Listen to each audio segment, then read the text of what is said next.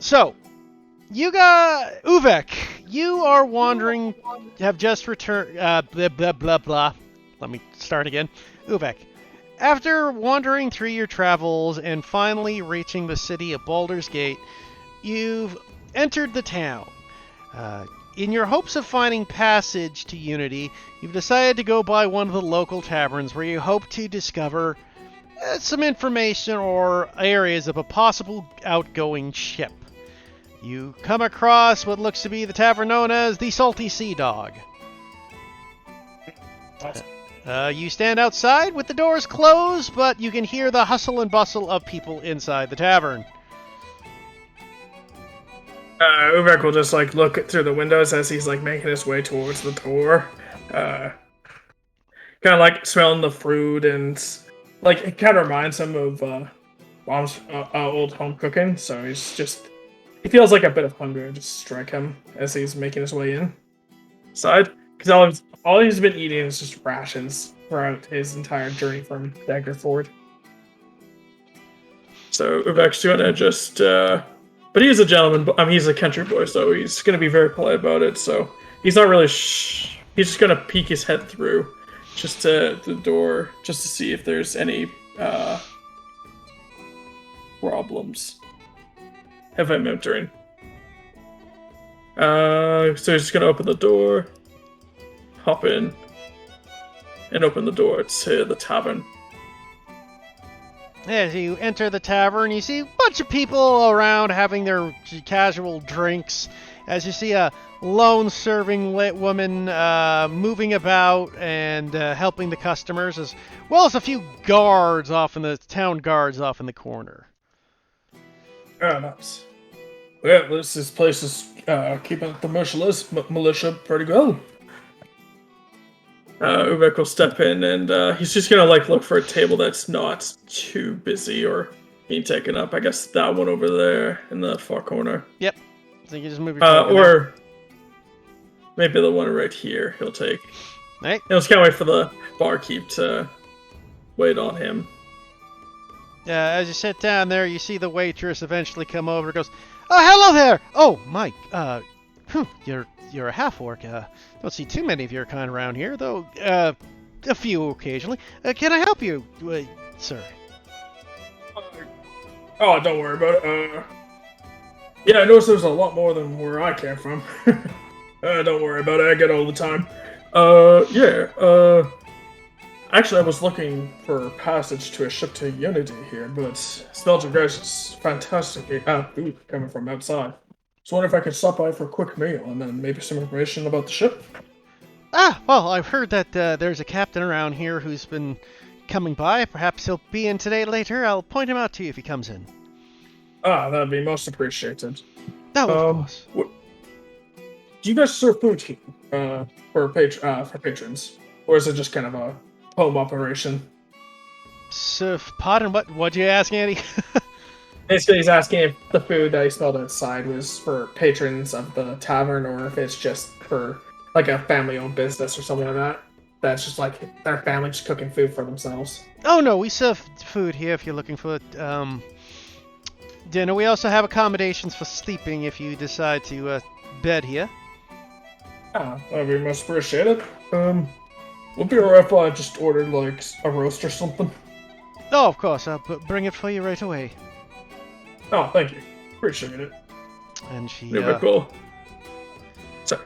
No, she just walks off, ready to go get you your order. Yeah. Nivik will just kind of kick back and he'll take off the shield off his back and kind of just lay it right beside him and take off all the heavy parts his guns or something like that. Just put them on the side. Right. And for the sake of everybody, why don't you describe what you look like too, Andy? Okay, so Uvek is a 6'3", half orc male, just covered in light plates.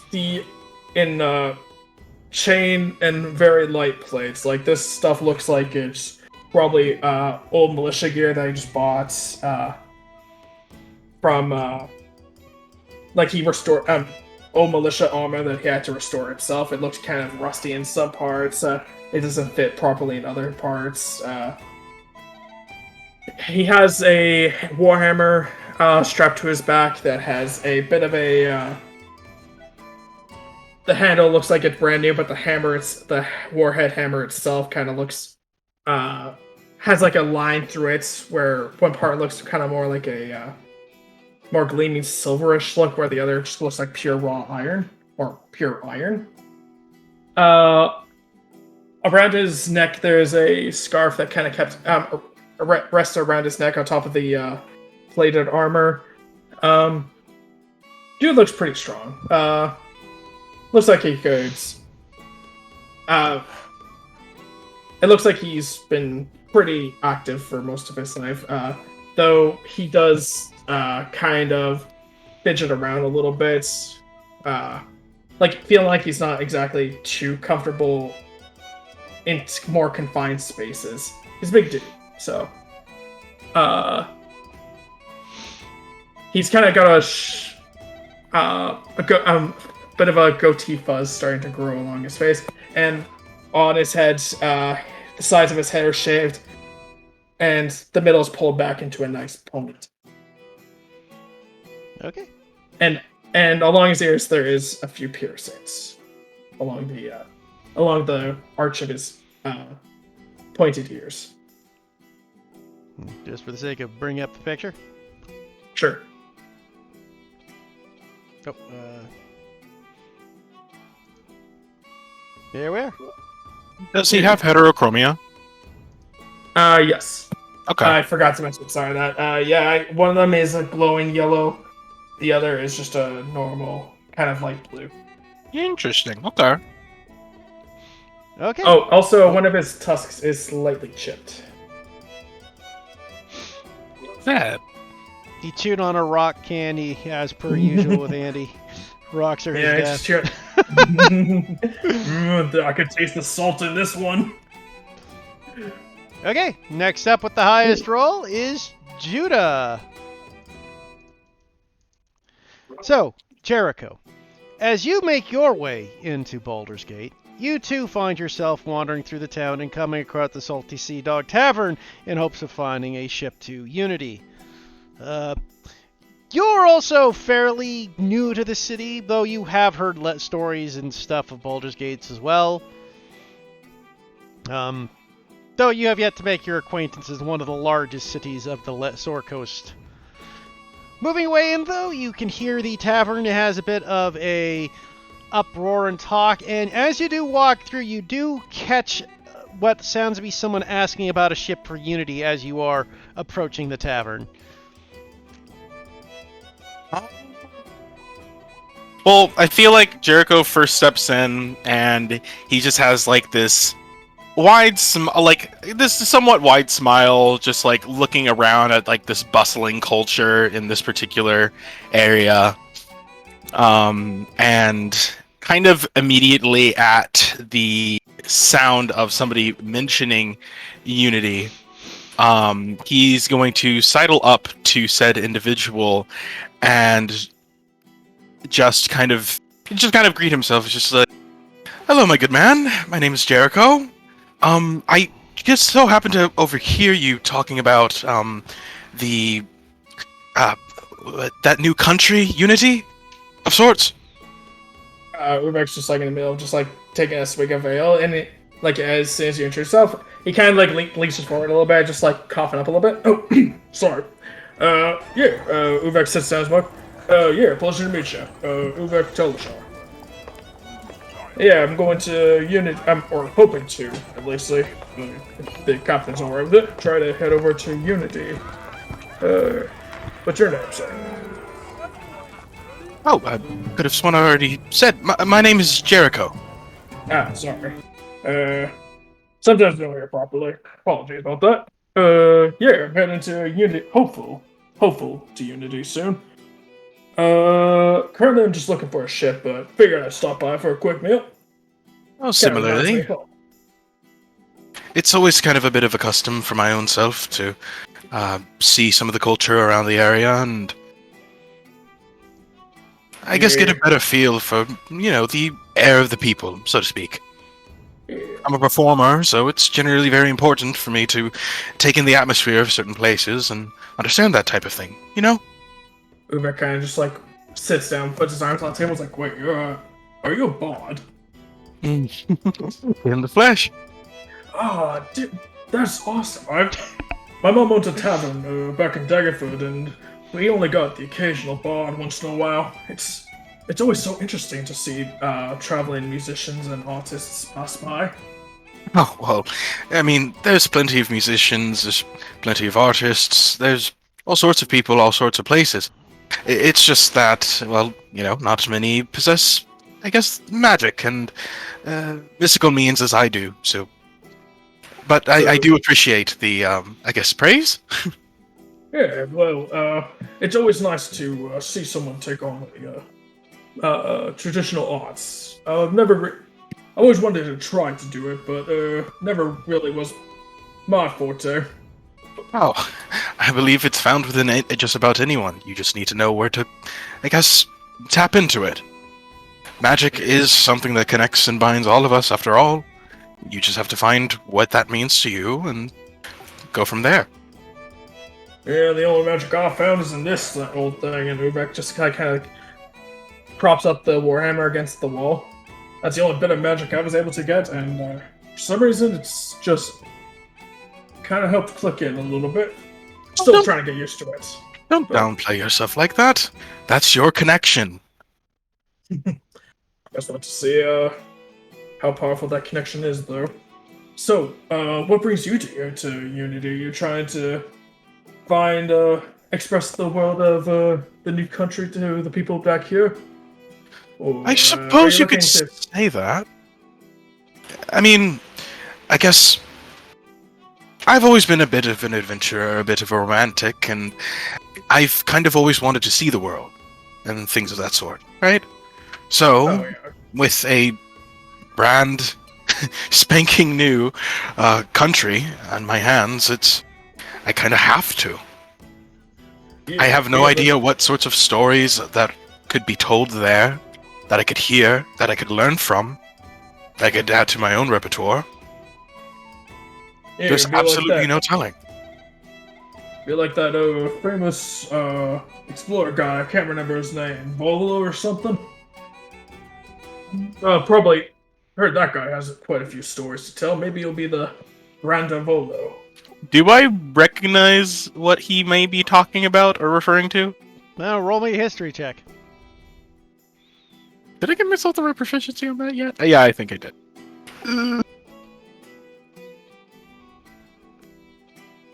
Yeah, I did. Woo-hoo. Okay. It's 12. I mean, Volvo's famous enough that as long as you rolled a 10, you were fine. Yeah, you've Cool. heard of him. What do I know about him? Volvo is basically a famous explorer who is like mostly known for what's the phrase I'm looking for? He's mostly known for like a guy who, what's the phrase I'm looking for? Exasperates or exaggerates.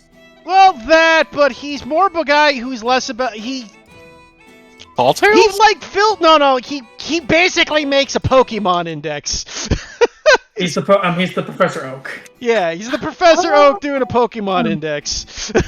Like, he's known for filling out monsters and going around to find various creatures of sorts and filling in what they were and mating habits of creatures. There is a lot of rumor that he was eaten recently, but nobody's certain because that rumor has been around and sometimes pops up later. Discovered he wasn't, in fact, eaten by the terrible Tarask at some point in his life. Just if you want a historical comparison, Marco Polo is pretty much what inspired Volo. Yeah. A lot of, I think that's sufficient enough. Jericho kind of like he had already. I guess is Uvek like currently sitting at a table or something of the sort? yeah, he's just drinking ale, waiting for food to come. He would have basically already kind of invited himself to the table and sat down as well, and kind of at the mention of Volvo, he will kind of lightly slam the table with both hands, kind of leaning forward. The little bits of jewelry and whatnot that he wears, kind of shaking, clamoring, particularly the beaded necklace that he has, is just like, how do I put it? I suppose you could say like that. I mean, I'm not exactly that much of a, say, recorder of that type of information, although some of the biographies that I've seen written of him are absolutely fascinating. No, what I like are what's between those discoveries, the stories.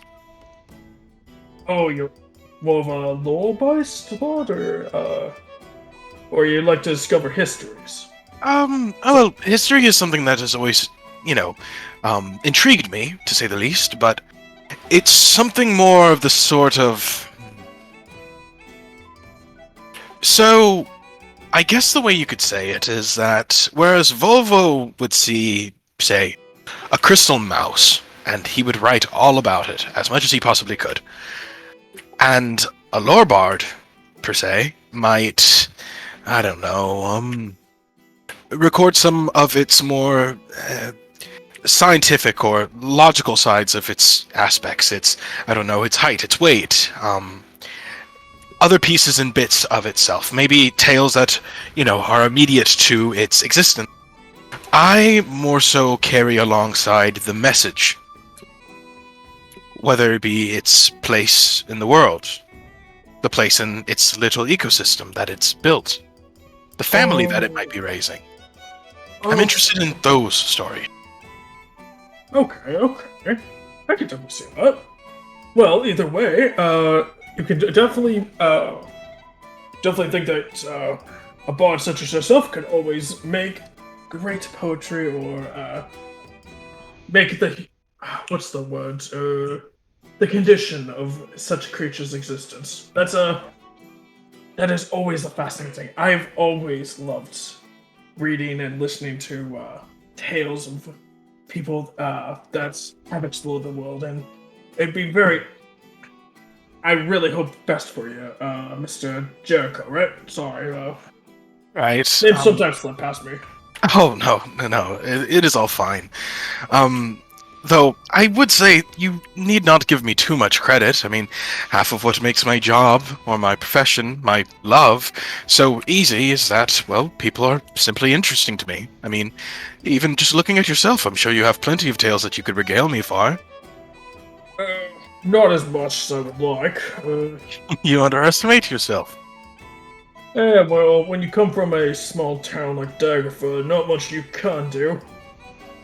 Had a couple run-ins with raiders before, but other than that, it's mostly just learn how to be a blacksmith and how to, reading tales from passing merchants and bards and soldiers passing by to going up to Waterdeep. Are you kidding? Small towns are where I think some of the best stories originate from. With small towns, ecosystems begin to, in a sense, develop in those small areas, becoming rather vastly different from the rest of the world, depending. Why, Yes. Where I grew up, it was, admittedly, rather impoverished. But with such a stipulation came a very different way of living. Oh, excuse me, sorry. Trevor, so what starts off small might grow, kind of like, almost like a yeast of some kind, that it grows over time, becoming stronger. I like the way you think. Sourdough. I would say Sorry. similarly. Sorry, food's on the mind and can't really get off track with that. It's about at that time you go, here's your dinner. Oh, you have a friend with you. Yeah. I would like to introduce you to the soon-to-be famous Jericho. Pleasure to be your service, ma'am. Ah, charmed. Well, can I get you anything there, Mr. Jericho? Well... And he kind of looks about for a bit, kind of thinking, rattling his brain. What would you say is your favorite thing?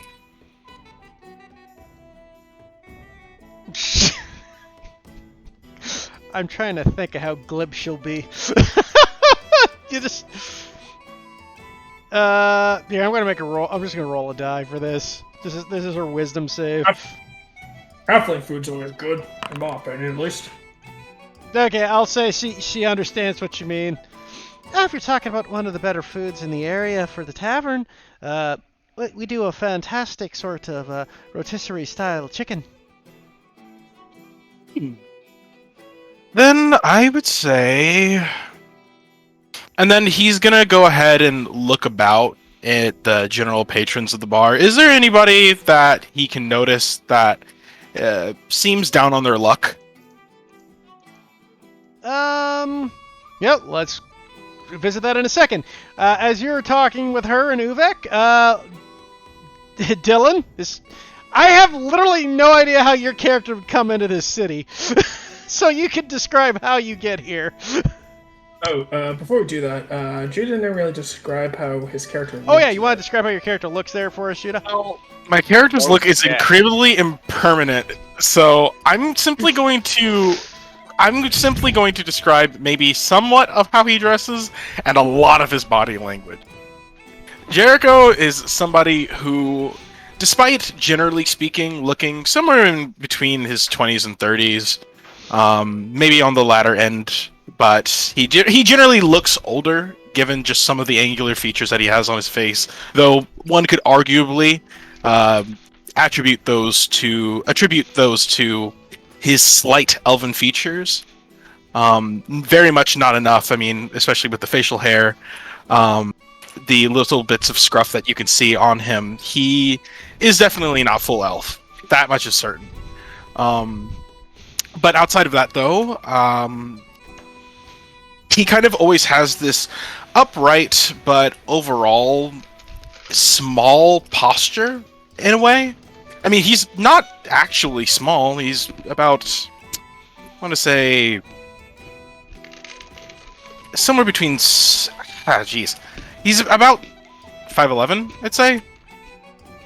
But even despite that, though, just the way that he carries himself, you know, his posture, his way, his mannerisms aren't overtly masculine. If anything, they're more androgynous in nature, in that he seems, generally speaking, more bright and affectionate in the way that he moves about himself. He talks with his hands a lot.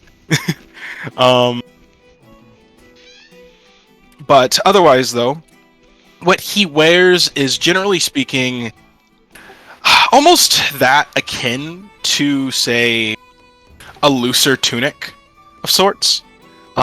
Generally clothes that, to an extent, almost flow a bit. Similar to that of robes, but not quite.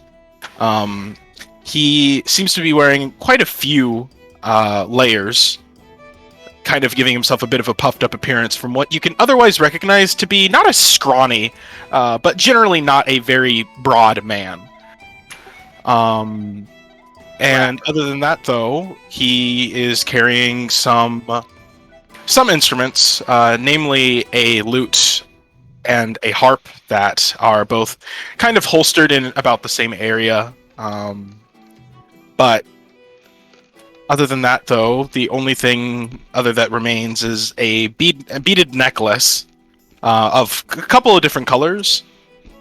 But namely, one thing that kind of stands out distinctly, which is a single kind of black thread with a silver ring, a silver and golden ring that kind of lays in between, like, that is hung up with said thread.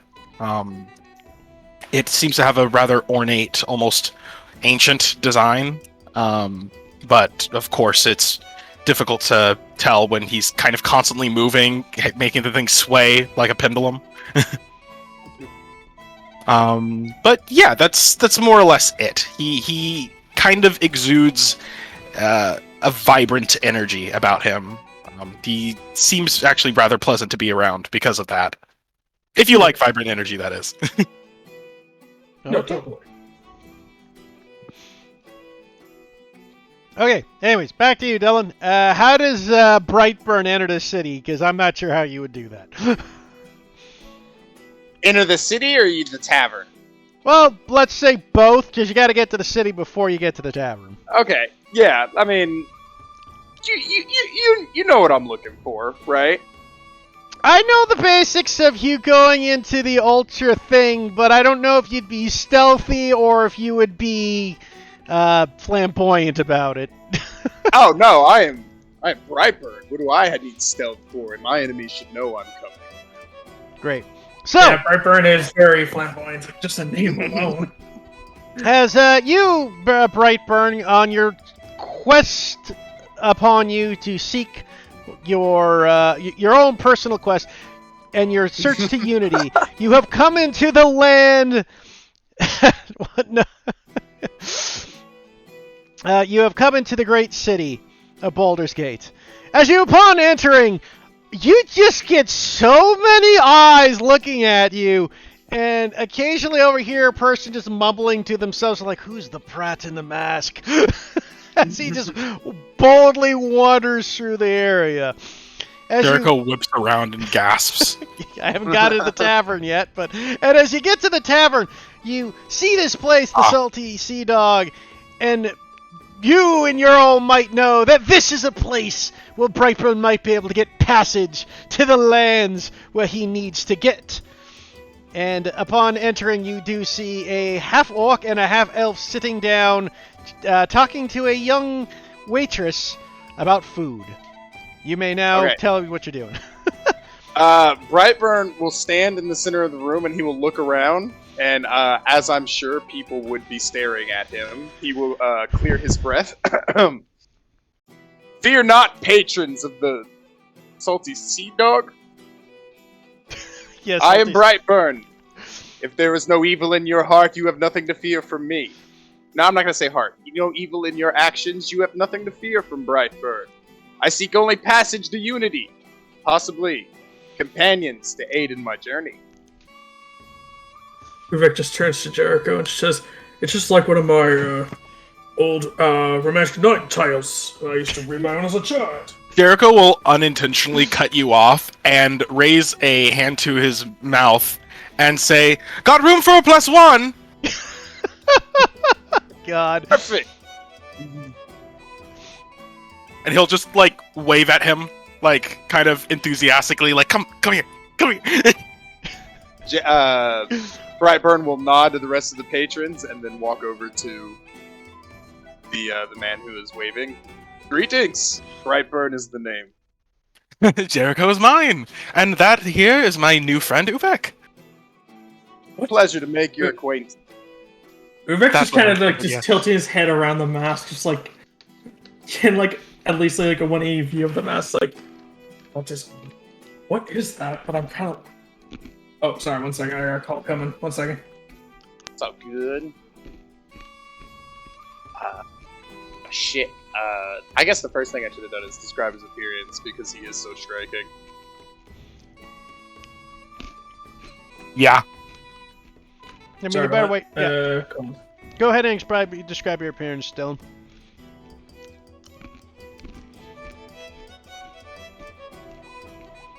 Dylan? Hello? Hello. Okay. You guys hear me? Hello? Yeah, we can hear you. Just Yeah. go ahead and describe your character. Okay. First of all, 7 feet tall. Oh, Long shit. limbs. Like, longer than human. Like, it's obvious he has long legs and long arms. Are they proportionate to his body? They are proportionate. He's very tall. But, Okay. they're just, you know, like... It's like I don't know how to looking describe at it. it's like looking at Shaq, right? Yeah. But he From said, head to toe, that's all I can picture. gloves, toes, every bit of flesh is covered in like dyed leathers that have, you know, very obviously seen combat. Around his neck is a high collar red cloak. That in the center of it is not his head, but a pink floating orb of flame. That, you know, just moves as he talks and everything. It's just it's an animated ball of fire. He sits Is there it- and he Sorry. Does it have No, all go the ahead. same physics as fire, or is it like slower? Is it like spiking up like ahead, or is it kind of like the picture where it's almost like a ball of plasma as opposed to fire, where it just kind of I- moves? I picture it more like the end of a torch. It's just a pink flame. Got it. Okay. Does it actually have like fire on it, or is it just kind of just like a light? That's it. It just Like, it does it looks feel like warmer a flame. as it gets closer? No, there's no warmth to it or anything like that. It's Oh. purely an illusion. Okay. But yeah, no. After that entrance and waving you all down, he would approach the table and he said, "So, Jericho, Uvek, you were traveling to Unity?" I would certainly hope so. I have a lot of, well, stories to tell there, frankly. Haha, good. I have stories to be made. Yeah, I'm looking for, well, I'm just looking for wherever this came from. And Uvek just kind of just like points to the odd metal on his hammer. I don't know what it's about, but apparently it's stuff you can find in Unity. So, supposedly. A motley crew, just as every hero needs. You two will do excellent as sidekicks. I mean, it is my job to record stories, epic tales, and things of that sort. So, I'm not exactly against that. Well, I suppose I need to start off somewhere. So, why are you going to Unity out of curiosity, Mr. Brightburn, Brightburn, thank you, sorry. I have business that must be, put in simple terms, taken care of. That party has fled to Unity, and I seek only to bring them to justice. Evildoers? Well, I'm not necessarily looking to spread justice. Love and light, sure, but, well, I guess those two can sort of go in hand. Well, I mean, you would At certainly have least- a story to tell if this Mr. Brightburn finds what he's looking for. You can record it and tell of the great justice that was served. There is no if about it. Brightburn will carry out justice. Wait, Well, I'm of course, confused. okay. Is your name Brightburn, or are you talking about somebody else? I am Brightburn. I am speaking of Brightburn. Right. Can I... He, like, half says it, and he just immediately slaps his, like, slaps his mouth with his own hand. And little smile somewhat nervously before he just quietly admit, I kind of really, really want to touch that flame. Is that wrong of me? I mean, There's- I was gonna say it, but I didn't say it out loud yet. When I first donned this mask, I couldn't keep my hands off it. Feel free, and he'll lean his head forward. God. And he will go ahead and touch. He expects heat at first, and he's kind of like not disappointed. He's like disappointed, relieved, disleaved at like not feeling the burning fire, but instead he's just like what happens when he touches it, if You anything? would just feel a leather hood. Wait. It's a hood that he pulls over his head. He's just like, wow. That is fascinating. You stick with Brightburn, and you will see many fascinating things. I sure hope so. Stick with me, and that you might, I don't know, I might be able to tell some of these fascinating things to other people. That was good. From my reputation is not what I would have liked it to have been. I assumed my infamy would precede me most places, as it has not. I mean, unfortunately, I think that reputation sometimes can precede us whether or not they actually want to. I mean, not to necessarily cause trouble, but our friend here is a half-orc, I believe. You said correctly. That much Yeah, goes you- for that a reputation would go forth with the idea of being intimidating, scary. I mean, most people. most people do not tend to really like me upon first inspection. So, but it's my job then to show them that I'm not scary, I'm a hard worker, and I'm willing to help out however I can. I'm quite excited to hear that. As long as your actions are pure of heart, we may remain friends. I do attempt to keep them that way. I do think of myself as, I guess, somewhat of a selfless individual. Hey, yeah, Wait, so... Oh, sorry, you first. The way I see it, we're all connected, so we ought to all help each other, correct? Nice Like way of many looking at it. Like chains in my armor, we all must link together to form something stronger. I do believe I like you guys. What say, as a token of good friendship, the first meal, or this meal that you were about to consume, is on Brightburn. That was a damn good way to make friends, then, friends. Ubek will raise a toast to that. He will raise a toast to that as well. Which is funny because he doesn't have, like, a glass per se, necessarily. He just raises a fist. Enthusiastically, Brightburn will slam his fist down on the table with a here as well. As you do so, you just get a bunch of eyes looking over at the three of you. Just for shits and giggles, everybody roll me a perception check. Oh, shit.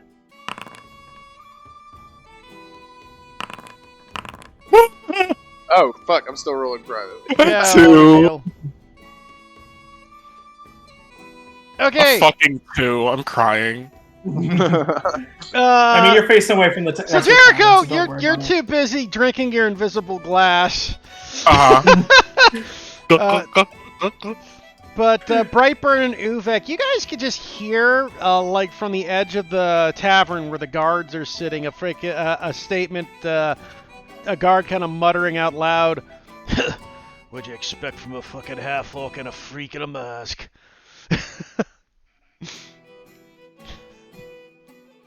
Vivek just kind of just looks sad, but he's like, kind of shrugs it off because like he's gotten comments like that before, and he'll just like kind of put his arms back on the table and just take like with both hands, just takes another swig of his ale. Brightburn will stare for a minute at him and notice no action. He's like, "Do you not wish to take action against such claims against your character?" Claims against what character? I believe the gods are. And loudly, Brightburn, like raising his voice, are throwing fighting words. I mean, it's best not to get into a fight. I find it's not good to get into a fight because then people, well, their biases are confirmed, you know? Well, I guess that's where the mask gives me a bit of an anonymity. Is that the way? Yeah, anonymity. With that. Anonymity. Thank you. No worries. I've learned most people don't learn their lessons unless they, are taught one. Well, I suppose you could always go up to them and ask them kindly to stop. I like the way you think, Jericho. And then, Brightburn will stand up, he'll turn to the waiter, and he goes, 2 cakes for the table, please. And then he will walk over to the guards. Did you say 2 cakes? 2 cakes. God! You get like this weirdest like look from the innkeeper as you say 2 cakes. Brightburn pays no mind. Cakes. 2 non-specific cakes, please. I will say as you're walking over, the waitress looks over at you, Uvek and Jericho, before we get to Brightburn. Is your friend okay? And you want 2 full cakes for the table? I'm actually not sure what he's doing. I don't know what he's doing, but I like it. Please. Oh dear, I hope he doesn't start anything too bad. Oh, I think he's just going to share the cake with these guards. I mean, what's a better way to stop making an enemy than to make a friend? Do you want me to stand nearby, just in case? My mom had to deal with a few bar fights back in the day, and I had to step in sometimes, so I could, if something happens, I could be close by. Those are the city guards. And anyways, then we cut over to you, Brightburn, as you approach the 3 guards. Alright, I walk up and hit one. No, I'm just kidding. Hey, time, baby. Brightburn will approach and he goes, I am Brightburn. I am sorry our appearance offends you, certainly, but I believe the tone and manner in which you were talking is uncalled for. The 3 guards look over at you, Brightburn, goes, you think our manners uncalled for? You enter in our pub, walking around dressed like that? Oh, I mean, there's only 2 ways Brightburn knows how to dress. It's like this, or like this covered in your blood. That's a little darker than I wanted. I would not like to say that. Jericho covers his mouth. Okay, how about Okay, this? I'll let Like- you like this backtrack with that my- off. He's like, Jesus fuck. It's like, I can that's kill not him! This is when we learn that he has gift of gab. Yeah, that was his that's line. Either like not as this dark or as that. with bruises on my knuckles, and that's it. You accidentally became Walter Kovacs. Good job. Yeah, no. Definitely not that. Maybe like, fuck. either Okay, like yeah, this that's or just- like this with bruised knuckles or something. I don't know. I think Brightburn will just, in a manner, how would you like me to dress? In uniforms like you? Are you mocking the city guard uniform there, Bright boy? It's Brightburn. And second of all, not mocking, just commenting. Oh, I see. So you expect us to just be okay with the fact that we'll wander around a person who looks like he's a will-o'-wisp on his head? That is the gist of it. Again, friends, I mean you no harm or offense with my appearance. I have cakes coming to my table. You are welcome to share and make friends. Or make a move. Or make a move. Roll. I think, yeah, that's it. Roll me a persuasion check, Brightburn.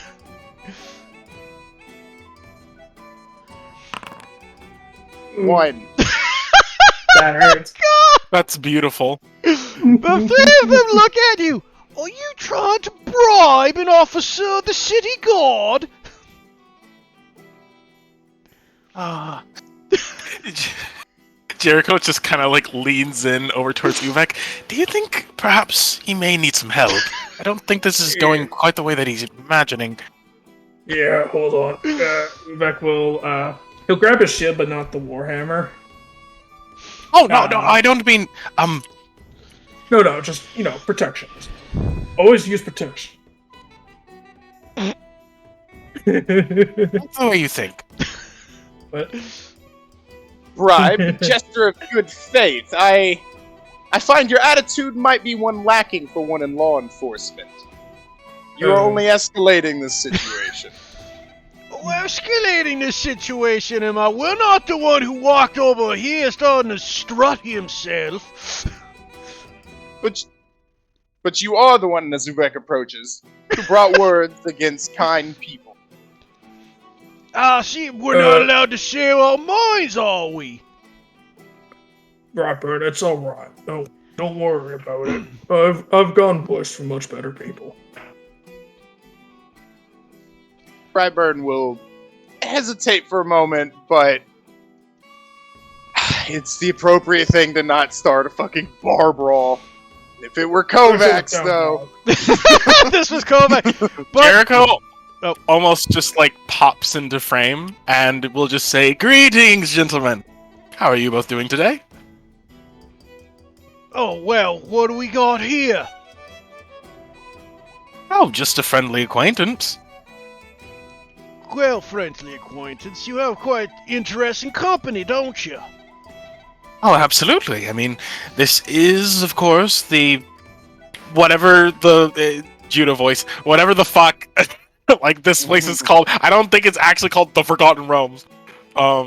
But, like, I don't Technically, know. the I'll take world. Sheepdog. Yeah, The world. if you're just trying to go for the world, Forgotten Realms is fine. Okay, yeah. Or I guess I could just call it the world. Yeah, or the world. Yeah. Zawarudo! Zavaldo! Oh, Waldo! Oh my god. But yeah, it's just like. Ura, ura, ura, ura. Well, Well, I Jericho mean- just turns from a bard to an actual self monk. he summons his Stan. Stan. Just don't give But, him a cherry. No, Brightburn is his stand. That's what it is. Oh my god, yes! You know Sorry. what's crazy Okay. is Brightburn definitely is a JoJo pose taker. Like, Yeah. Right. Okay, back on topic. But yeah, so Jericho just kind of laughs, chuckles lightly at that, and it's just, well, the world is filled with all sorts of interesting people. You're bound to find yourself in the company of them eventually, similar to how you all are now. They kind of look over and scout. What do you mean by that?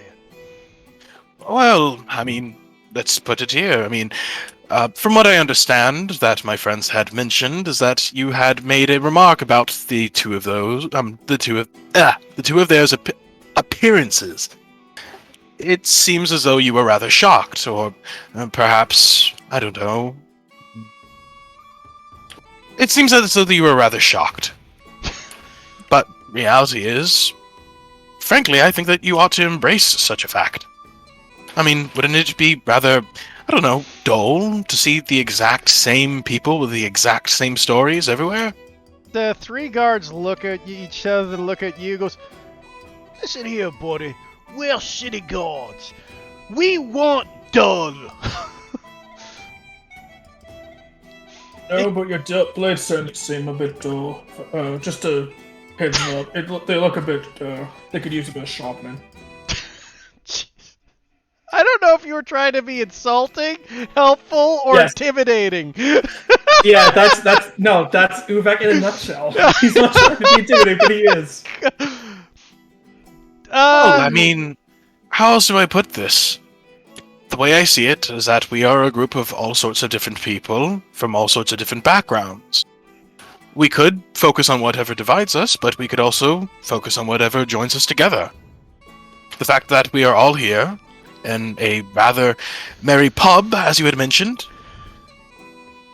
There's cakes to be delivered, drinks to be had, fun times to be had. Why focus on here when we could focus on now? And he just kind of opens his arms to the area. Roll me a persuasion check, Jericho. hope yours Could be goes much private better or than not. mine did.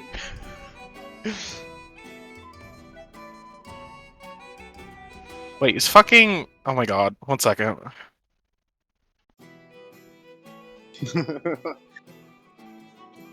He's got to roll better than his perception check too. That's.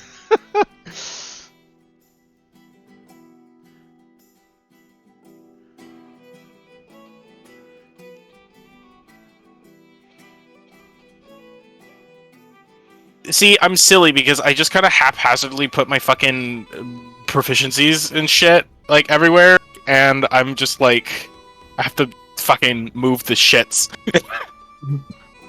God damn it. What sheet are you using? Mine. Oh, the title. No, but like, No, I just what? refer, like, because there's different. There's 3 different formats you can pick, right, for the character sheet. I'm using the tidy sheet. Yeah, I noticed. I just, like, I guess forgot to fucking... Oh my god. Actually, no. I think... are the D&D Yeah, no, like- it's... Mine is fine. I think? Sorry, I'm just super confused because, like... Plus 3, plus... Right, it's because I'm a fucking level 3 character and my proficiency isn't anything greater than... Yeah, 2. Yeah, your proficiency is a +2 right now. got it. Wait, but why don't I have... fucking... expertise. You know, it doesn't matter. Your arcane. What you're looking persuasion? No, You got- I'm looking at I'm looking at the things available, and I'm realizing that I kind of messed up, and that deception ought to actually be persuasion. Because self-deception doesn't really matter that much, especially considering that my character very rarely lies. So, He is I'm just gonna- he's a good boy. Jericho's a good boy. He's a good boy. Well, like I He's say, a this very is what this, good boy. yeah. Like I say, this is all what the rolls are for. So this is what the day's for, is to work on your sheet as well. So that's what. But let me go ahead. It's literally just gives me an extra +1, but yeah. I know. Yeah, you don't get a huge bonus because you got Jack of all trades already. 14! The guards kind of look back and forth at each other. They don't seem like they're about to be hostile, but at the same time, they're kind of done with the conversation. They just look at the three of you like, tell you what, why don't you three just go back to your table and leave us to our drinks? And then we'll just forget this whole thing. Well, the way I see it, this interaction has already been made and impressions have been left. It is fine to simply leave it here and see whatever happens and comes our way in the future. And he'll turn to his new friends and just, shall we go? Uvek just nods. Kind of just puts a hand on Brightburn's shoulder and says, don't worry about it. Stuff happens. And then suddenly one of the guards' drinks just kind of tips over and falls into his lap. Just unexpectedly. Uvek has telekinesis. Like it looks like it just tipped over. And on his lap. Yeah, the guards kind of pop up and kind of swears as the drink falls onto his lap. Oh my. Guess that will have to count as justice served. me help Brightburn you. will. Uvek just kind of just smiles and just says, don't worry, mate. We'll have accidents from time to time. Let me help you with that. I didn't stop until I was 4, so it's all good. Jericho will offer to help, and he will press to digitize that.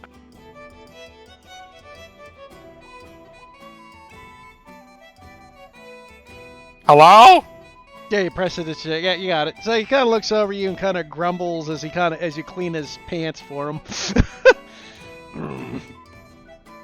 And they kind of eye you three suspiciously a bit.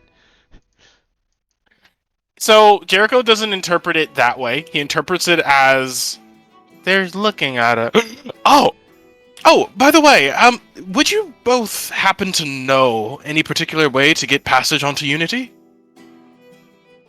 I was hoping to find that here myself. Well, it's at that Yeah. point you hear the door open behind you guys. Here he comes. As you see a rather slightly older but still very fit gentleman wearing a long kind of sailor coat and band. A bit of a slight graying to him, and wrinkles to his eyes, but still a man of fit figure and strength walk into the tavern. As I will blow up his image. Oh, there we are. Oh, that's a captain if I've ever seen, or no, not captain. That's a seafarer if I've ever seen one. Oh, travelers! My word, I thought I've seen it all. That's your unique figure, aren't you? Perhaps you heard of me, the immortal Brightburn. He kind of looks a little embarrassed as you say that. So, I'm not from these parts, I'm afraid, sir. Brightburn, though, it's a very fascinating name. Uvek just turns to Brightburn and says, "You're immortal." In a sense, the concept is immortal. Uvek just stares in awe, just like, Oh, like your legacy of some sort. oh. Very much so. I like that.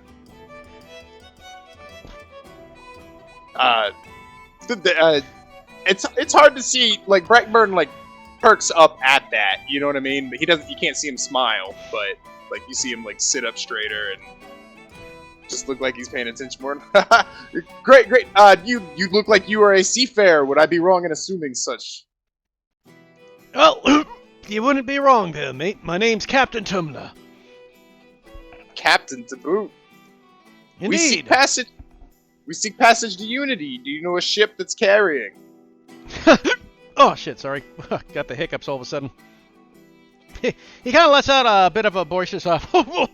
Oh, you're looking for a ship to Unity? Well, that's a coincidence. I happen to be from a ship from Unity. Oh, you Uh, don't- oh, sorry, you first. no, go ahead. That was it. Haha. Ah. Well, actually, all three of us are looking to go to Brightburn. Look up a passage. Are you, faring there soon, out of curiosity? Oh, yes, we're just picking up some goods here and a few other passengers, and we'll be heading off in the morning. Oh, okay. Just out of curiosity, how many, just how much is the fare there, out of curiosity? Good question, my lords. Hey, Well, Zaka. Yo. hey, Zakus! Muted, unmuted. By the way, if you want to join the link to see what we're doing, feel free to just use Cambot.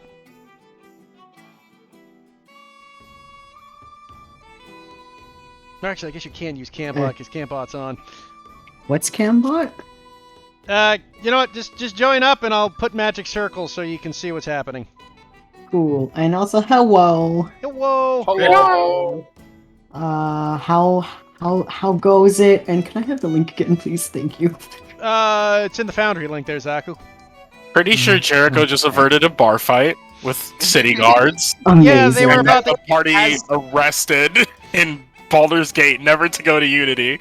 Well, actually, if you guys got arrested, I had a way for that to work into the story to get you on the know. ship. I know.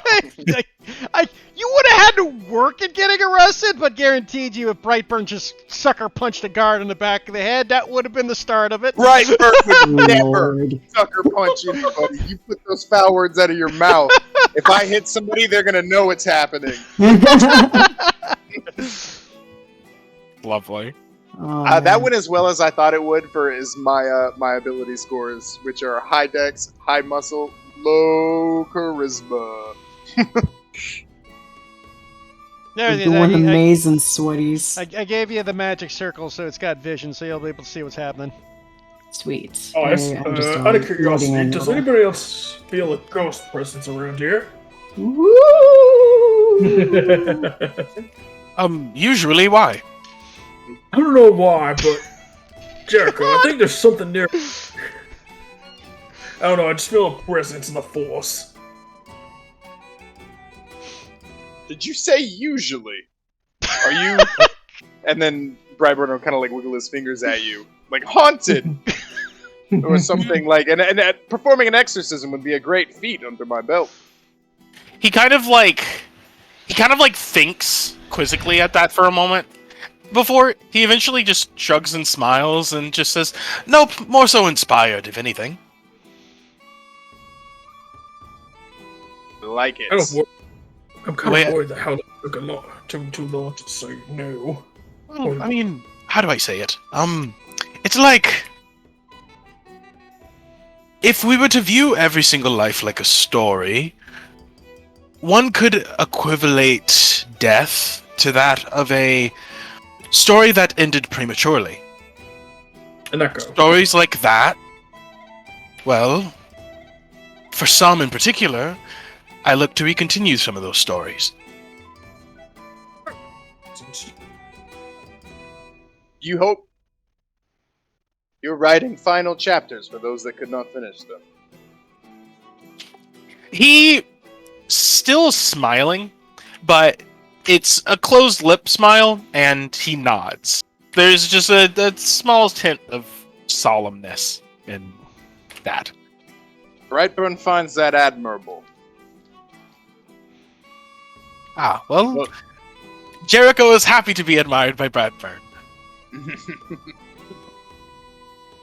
Where are these cakes? Good question. Right here, buddy. Slap on the butt. As you do see, you see the waitress. Oh, sorry for your wait. Here's the. It did take a bit to, get these ready. We don't usually have too many. We only had one cake, I'm afraid, in the entire inn. We don't generally serve multiples. Oh. Well, one cake will do then. I suppose that we could split it. Like, it's a full-blown, birthday cake style thing. It's a big cake. There's the disappointment in Brightbird's voice. Wait, But what curiosity, do I owe you you took for up- it? Oh, sorry, dude. no, sorry, you first. No, that was it. Just what do I owe you for it. I really did not mean to interrupt you. Go ahead. No, I was just gonna ask, does Brightbird take off the mask when he's eating, or does he wait until he's like in a different room to eat? That is why I thought about it, and I made it a hood. So you basically okay. just see, basically him shove forks into his flame. Fair.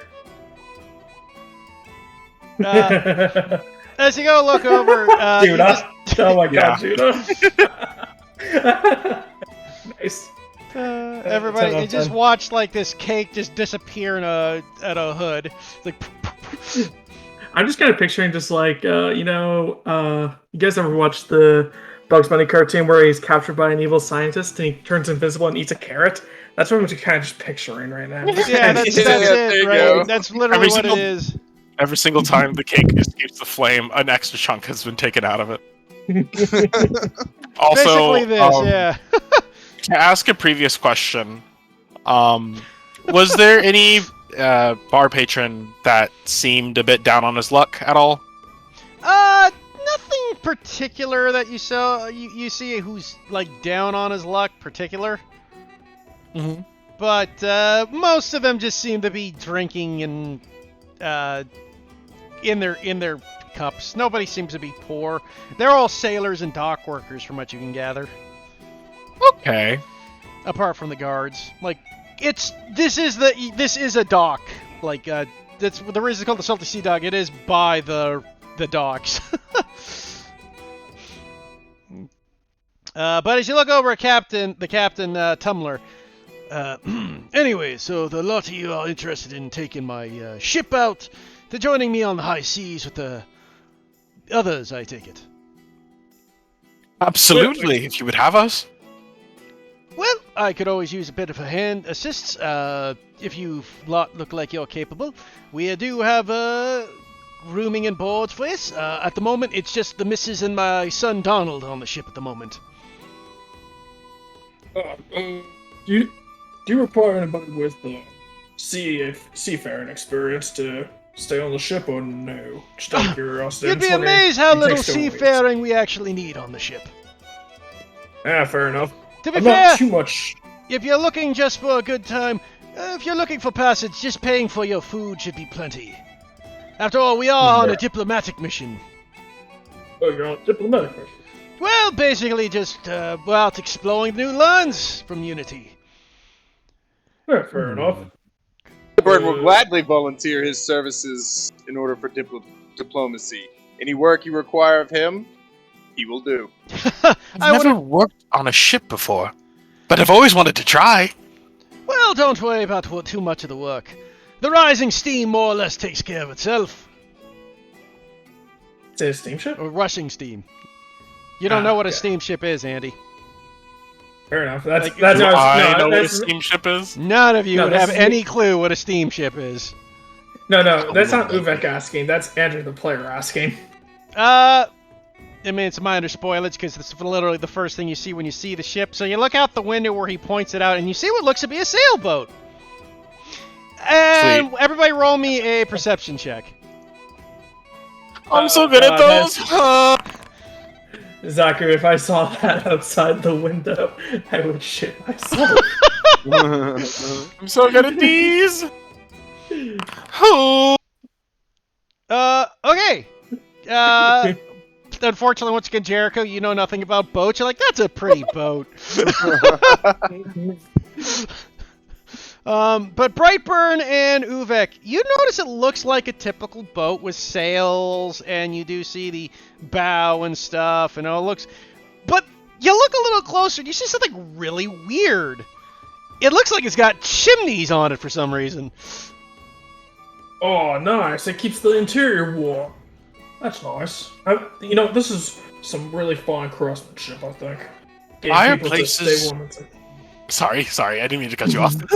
Thomas the Tank Boat. So- Fireplaces on a boat for when it gets cold. That's so interesting. Or maybe it's there's a forge on the boat and they need somewhere to exude all the heat. We have those in my workshop back when I was in Dugford. You're going to have to tell me about that. I mean, it's just a lot of hammering, bending and folding of metals. Not really too much interesting, but I guess I could show you how to forge something someday. I would love that. You downplay yourself. I'm sure that there's plenty of expertise and technique into this entire process. Well, your shoulder does get a bit worn after a while, but you just gotta give it a good stretch after. Well, I mean, you've accumulated your build somehow.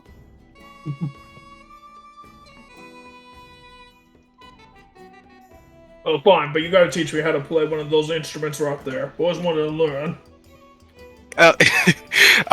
Jericho, kind of excited at this whole thing, kind of like abducts Uvek's hand with both hands, because let's be honest, he probably needs both. Okay. And the size of his hand compared to Uvek's, it's kind of like put your hand up against Shaquille O'Neal's. Yeah, exactly. And he'll just very quickly shake it. It's just, that is an absolute deal, my friend. Well, I have to admit, you boys seem like quite a fun lot. The Cap Tumbler says, Sucker. God, Jesus, yeah. I will say, though, just for fun, one more. Everyone roll me an insight. I'm so good at that! Oh my god! Oh, natural 1. Uvek's 2 and that by learning an instrument. Ooh, goody, goody, goody, woo! No. Oddly enough, Jericho, you're the only one who notices. You're looking at Captain Tumbler, and it's kind of weird. Like, normally, even you're used to, like, a little bit of an eyebrow raise when people see that you're a half-elf, and you suspect Uvek gets more of the same based off what happened with the guards. Tumbler hasn't even mentioned or even seemed to notice the fact that you guys are like half-breeds. And apart from Brightburn's big glowing head, which he seems to take in stride with absolutely no problem.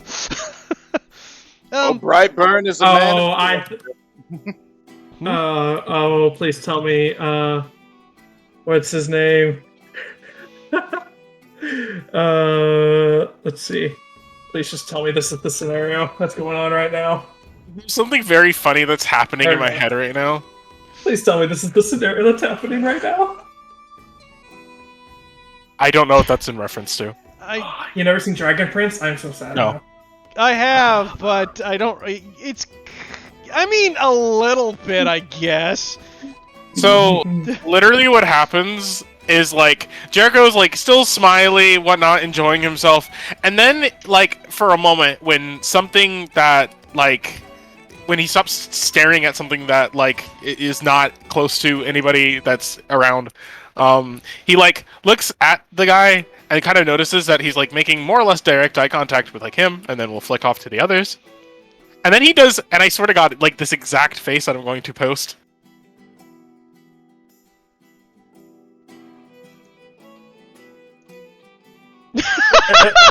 just notices that. And then immediately goes back to smiling. I like that. His singular nugget of wisdom finally appeared. I'll be right back. I was going to change laundry, but you guys keep going. I'll still be listening. Yeah, the Captain Tumbler looks over and goes, well, I have to admit, you lot looks like you'll be fitting right in. If you want to join the boat tomorrow morning, we will have the ship ready for you. You will, of course, not be able to... It's not a luxury ship, unfortunately, so you'll have to be traveling in the hull. But we do have the ship's beds and cots ready. And, of course, if you need anything, Donnie can assist you. No worries, sir. I mean, I'm more than familiar with humble beginnings. And by all means, from what I understand, this is... you are doing us a kindness by doing this. I absolutely thank you so much. Well, it's always good to help those who are looking to broaden their horizons. That's what we're here for. He smiles real brightly at him. He gives you that debonair captain smile back. Well, my friends, if there's anything, of course, if you have any questions or anything, I'll be happy to answer it. Other than that, I guess I'll leave you to it. I have others I have to go about, see if there's other people who need to fill the slots on the ship. Captain, thank you. Ah, you are quite welcome, Sir Brightburn.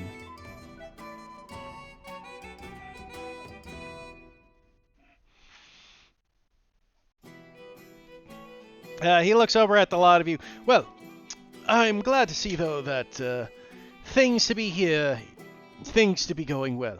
In any case, Oh! Before you go, and he will go ahead and raise him a plate. Here, have a slice of cake. Oh, much appreciated. The missus isn't here. I'll get away with this. But if you do see I won't her, tell. please don't tell her. I'm supposed to be on a diet. Oh, no worries, no worries. And if anything does happen to you, I will have you know I do occasionally tell stories of the dead. He kind of blinks. Well, that that? was morbid, but fun all the same. It sounded like you were threatening him. Oh, I thought sailors enjoyed this type of humor. Well, I mean, I suppose in this country it's more commonplace. I like it. Hope I don't have to kick your ass later. In any case, my good sirs, I have to go get more provisions for my journey home. But as I said, if there's anything else you need or questions to ask, feel free. And again, we are docked right there, so if you wish to see the ship at some point, please feel free. The missus, I'm sure, will be happy to show you aboard. Good to know. All right. I look forward to seeing you again. Of course. Farewell, my friends. And he will wander Farewell. off. What a into nice the man. night. Ah, yeah, well, that's Captain Tumblr. He's been in here a couple of times already. Oh no, Nice there's man. there's something different about him. I can't exactly place my finger on it. Does he help many adventurers? Oh, sorry. Go ahead. You know what? I'm going to say one more thing. Roll me one more insight check, Jericho. This time with advantage because you passed the last one. Fuck. You're playing with fire. Advantage doesn't help much when you have a fucking 0. How do I... So you just roll and then you click the plus sign to get the advantage. Oh, based. Okay. And then you click the plus when you scroll over it. There you go. Oh Double my fives. You know there was something odd. You can't quite put your finger on it, though. The lights are on, but no one's home. You know, just like first, Jericho just had like a light bulb on his head and it started to flicker out. Just Precisely. It flickers and falls to the ground. You just hear like an off-screen shatter. Oh, somebody break something. I can fix it. If you talk about Captain Tumblr, though, he's quite the nice person. He's been in here a few times. His wife's quite pleasant as well. They said they have a son, but I have yet to meet him. For Well, I'm sure mouthfuls that he's of just as cake. pleasant. If a child is any result of a parent. Well, they do call him, I mean, with a name like Donnie, he does sound quite pleasant. They say he's the sweetest little boy. Well, you know, sometimes kids don't like to be outside. Some people like to be indoor people. That's understood. That's understandable. Well, he is on the ship. Apparently he has quite the social life. Helps them a bunch with crewmanship, he says. Says the ship wouldn't run without him. I suppose that we would be good friends then. I suppose so. As I said, have yet to meet the poor the lad. Though I am very curious one of these days. His wife Sally, though, is quite pleasant. A wonderful cook, by the way. Does she do any... Is she a good baker as well? Brightburn says Hey, to a Storm. mouthful of cake. Well, I don't know if you do much baking on a ship, sir. No, report. Do they take many travelers over to Unity? Well, this is the first time they've been here. Yeah, I mean, this is, I think, the second or third ship that's come out of Unity, period. Oh, it didn't add up until now, but now that I think about it, he did say that this was a diplomatic mission, right? Well, Yeah, I guess it considering that he is. comes from Unity, I would suppose, then perhaps he's trying to bridge the gap in between people of the Forgotten Realms, if that is a formal thing that you can say inside of this fucking scenario, Yeah, you can.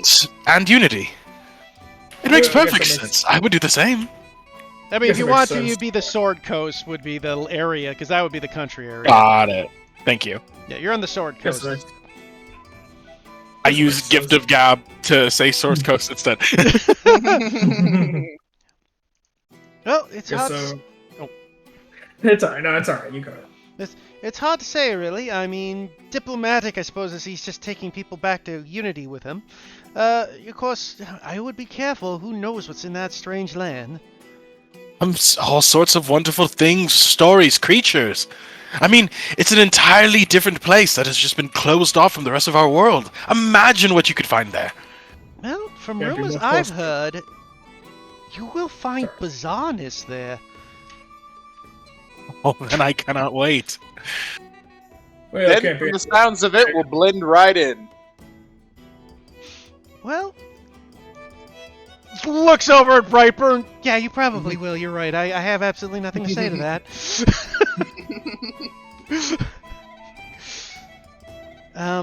But yeah, just be careful. I mean, who knows what's over there? I mean, I've heard of these weird things, though. Metal contraptions. Metal contraptions. Yes, this weird thing. I mean, apparently, and this is just a rumor I heard, they have these large metal cylinders that make explosions occur. Oh, like a fireball. Yeah, something like that. Make explosions occur. That is rather interesting. Maybe they also maybe they just use a different form of magic over there. Could be. It's a very odd place. They're just rumors I've heard about the ships and things from some of the sailors. There's only been one ship that's actually been there and back from here. I mean, Which ships have was? gone there. No, it was known as the Krankenslayer. But, Are there sailors? Oh, sorry. no, go ahead. Are there sailors from that ship here now? Oh, I'm afraid not. They, shipped off the other day and headed down towards, Waterdeep. But, As noted, just for everybody else, there seemed to be excitement in Brightburn's, like an intensity with Brightburn in that moment where he was asking, like, the possibility of talking to somebody else that might have been there. This is so funny because, like, Jericho has a similar energy about him, but for completely different reasons. I mean, you literally just talked to a local, Yeah, best day of his life right now. right? I just mean, like, oh man, we could have saw some adventures. Like, who could know there? Or you could, talk to the local who lives there. But from what I understood, they were just on the docks, and they said, and here's the weirdest thing, giants walked around in the streets. Giants. Now that is odd. Indeed. That's just what they saw from the side. I mean, apparently they just made landfall in one of the Wait, coast you mean- towns. They weren't throwing objects and shooting lightning at people? Well, apparently not. I mean, were there adventurers fighting them? Guardsmen? Or... Perhaps they already subjugated Dragons? the area. Perhaps. I mean, they were just saw giants on the side. It was fascinating. I don't know if I believe it. Or perhaps it was a perspective thing. Maybe they just had very small houses. I mean, I guess that is possible. Maybe the people were just all halflings and they were just around a bunch of Goliaths. That is a fair point. I suppose we'll find out when we gets there. I suppose so. It's good to know, though. But of course, it should be fascinating. I'm always curious to hear more stories as more ships return. You know what? I will, so you remember in good faith my name. When I arrive there, if possible, I will send you back a letter telling you some of the, fantastical sights we might see. Oh, well, that would be amazing. Just put the address to Maybelline. Maybelline. You got it. It's worth that. Sorry. Maybe Thank you, it's Zaku. shot. Zaku is with me on this one. Thank you, Zaku.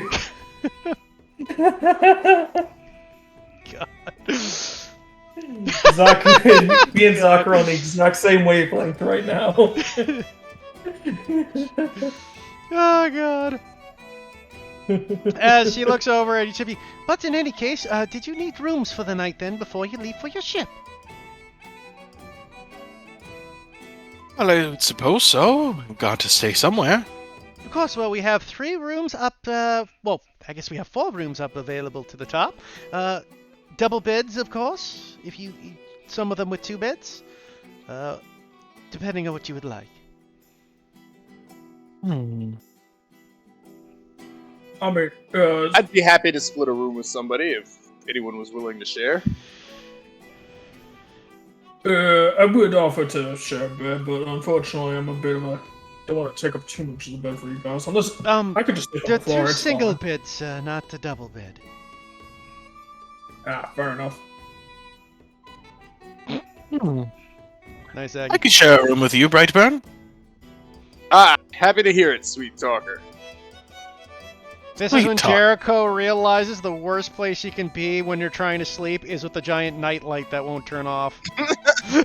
Bold of you to assume that it won't illuminate the room in the most pretty light and he can fall asleep happy. No, Oh, man, yeah, he just needs a light night, man. His optimism is his optimism is brighter than any Brightburn.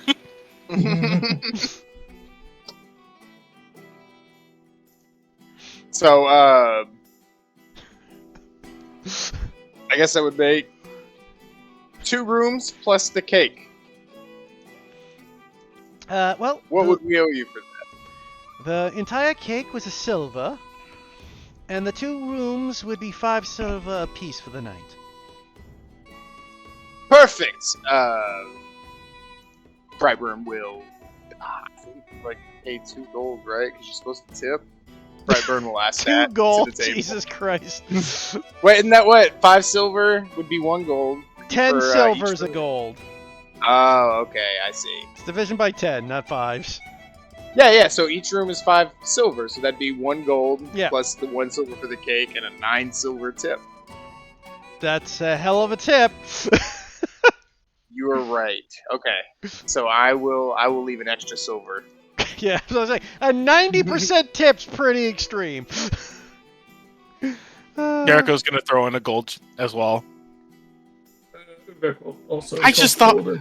I just thought that your service was absolutely what's that word again? Exemplary. Yes. Well, thank you.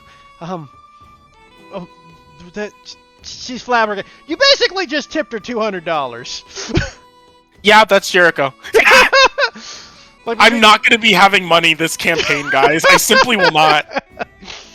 Oh god, I can't wait for Nikki to be in the game and just watch their soul die every time you do that. Oh, you need 200 gold. Of course, I could lend that to you. God, there's Uh, He says while he's at 5 HP and desperately needs potions. God, I cannot wait to see you run into some of the NPCs in this island. Out of curiosity, Heath, for the Uveko's sleeping, I was just curious if any of the tables look like that in need of repair or something like that, because Uvek might be able to fix them up if need be. Sorry, what was that?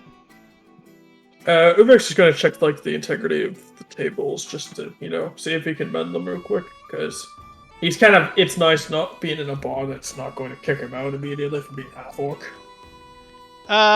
So you're mending with the spell mending. Yeah.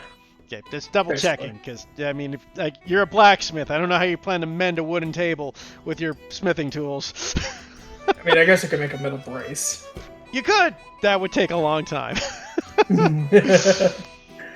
I waste all my challenge abilities just to do that. Yeah. I just like. I mean, the place seems to be in well repair. I mean, mending wouldn't do anything particular.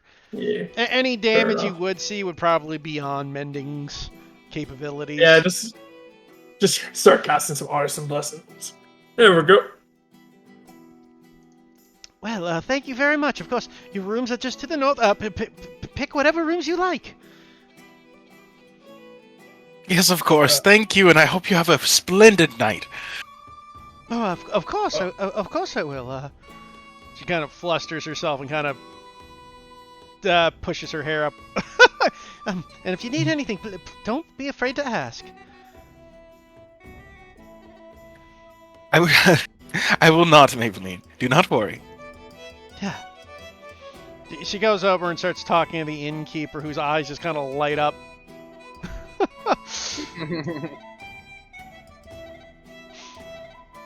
I will say as a note, like I think 3 slices of the cake have been given away.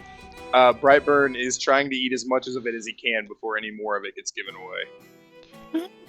Oh my god, he just ate like 5,000 calories worth of cake. Jericho keeps giving away slices of cake, and Brightburn is trying to scarf them down before they are taken as well. Nice, Aggie, that's exactly what's happening. He's an altruistic black hole. And he will burn them all off with a fucking 1,000 push-ups before bed. Burn, because fire. Oh god. Anyways, But also, oh. please don't do that in front of, never mind. No, the thing that would happen when we get to the point where it is bedtime, what will happen is he will do his push-ups for quite a while in complete, like, costume and everything, and then lay on the bed without disturbing the sheets or taking his mask off or anything, and that's how he sleeps. Oh my god, that's cursed. I love it. Oh god. Okay, well, with that being said, guys, is there anything you want to do before you go to sleep? Finish the cake. Well, you very much easily finish the cake, Brightburn. Guess I'll transfer the what's it called, the feature? What feature is it? I can't find it. Is it Blessings of the Forge? Yes, I'll just use my Blessings of the Forge to make sure it goes to my weapon there. Because I forgot to do that. Okay, so you got +1 magic. What Warhammer now? Yep. Sounds good. Jericho, you got anything? Oh. I was thinking, I think taking this time of merriment and overall seeming like, the bar has good vibes currently. And Jericho decides that when the clamor of the bar begins to turn down a little bit, he will kind of make a little bit of noise for attention, just a little bit of strumming with his lute, and will call for attention as he wants to regale everybody a bit of a story. Kind of, in a sense, sort of a poem halfway through song, if you will. So, a ballad. A ballad. I sneezed. It wasn't even a sneeze. That felt horrible. Oh my god. God, yeah, I don't know what that was. It was like an It was the sneeze that left exclusively through my mouth. It almost sounded like a sneeze that went backwards. It kind of did. It hurt. I basically, air cannoned my esophagus. What the hell is that, Storm? I do not want to know. Smegma Knob Gobble? I do not want to know. Oh, yeah, that's a player. That's that. I didn't make that. That is one of the player names one of my guys created. I hate it. Yeah, Jesus. that kind of reminds me of when I gave Cam my. In fact, you Okay, want to know you who keep that talking, is? Tom. I will show you who exactly that is. But yeah, The I guess goblin there is Knobgoblin. Oh, God, no. No, please take it away. Please take it away. but yeah, he will tell the story of he will tell he will sing an epic ballad of a renowned duelist who, despite all of his efforts, did and eventually reach his demise, but only at the peak of his glory, being marked as a name that is to forever be remembered and never to be forgotten. Very much something to evoke emotion, but not necessarily make people cry. Awe and respect is what he's looking for.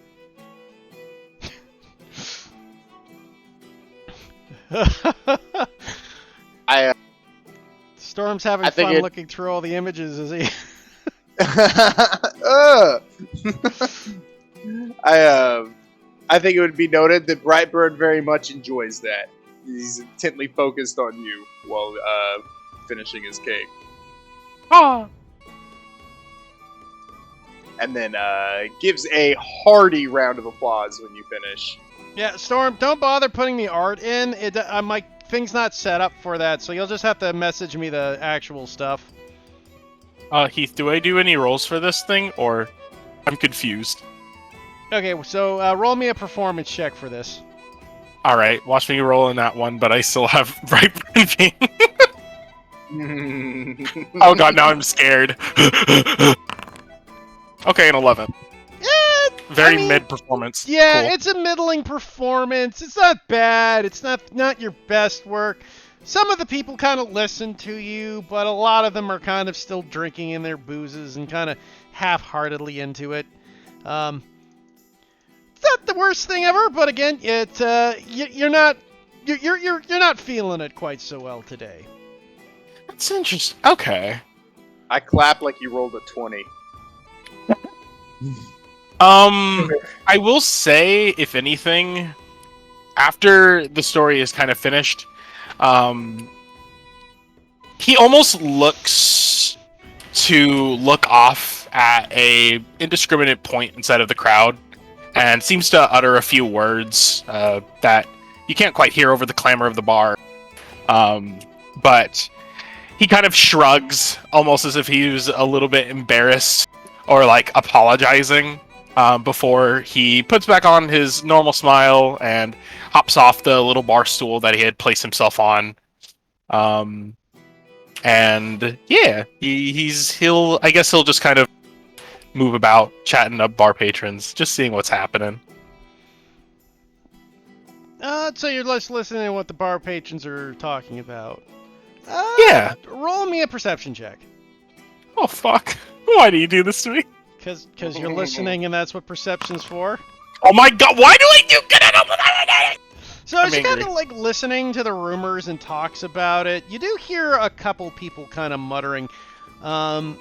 What's something I can give you that's not too much? You do hear one group of people talk about that they saw a goblin lately wandering the streets. Which is odd. Like, again, goblins do exist in the cities, and they even exist in this city. But to see one kind of wandering the docks in the middle of the day is odd. They generally stick to the Yeah. slums, and they generally stick to the shadows. Jericho's smile falters a tiny bit as he begins to listen a bit more seriously, more intently at this gossip. You also hear one other person mentioning, apart from the goblin, someone saw a giant fuck-off woman walk in the streets. Fuck off? Like towering, like she's the biggest fucking woman I ever saw! Fucking had a sword as big as me! Alright, so Zarya from Overwatch. Giant woman, yeah. Right? Oh, it's fucking terrifying. I mean, like, she looked like she could tear my head off with her fucking hands. Like, oh, Jesus. I think it's one of them, Golgothias or whatever you fucking call them. Jericho can't help himself. He will insert himself into the conversation. A Goliath, my dear friend. Oh, yeah, one of them things. You fucking giant blue one. A blue one. Oh, yeah, some fucking men were like, weirdest thing, man. I heard some of the city guard were giving a guff. Oh, it didn't end well for them, I'll tell you fucking what. Perhaps not a Goliath, then. I could have sworn that they most exclusively are in shades of grey. Ms. Bluey Gray, something like that. Apparently she's just giant woman, man. Just fucking terrifying. I bet she must have been a beauty. No, she had some rather attractive, like, long braided hair. That must have been stunning. I hope to meet her one day. Also, I don't know if she's a full-blood, honestly. Guys usually have pointy ears. Do Goliaths have Yeah, that's pointy what he's ears? asking you, yeah. That's a good question. Does Jericho know that? Roll me his nature or history. Yes!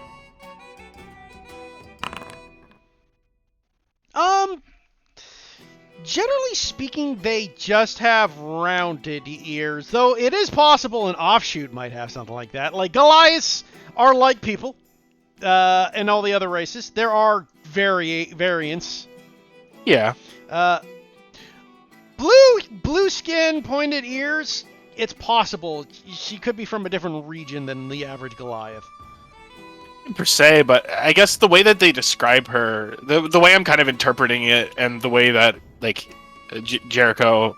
Sorry, because Jericho's, like, the only other positive character I have is Ezekiel, who Zaku knows, and I keep wanting to say Ezekiel, but fuck.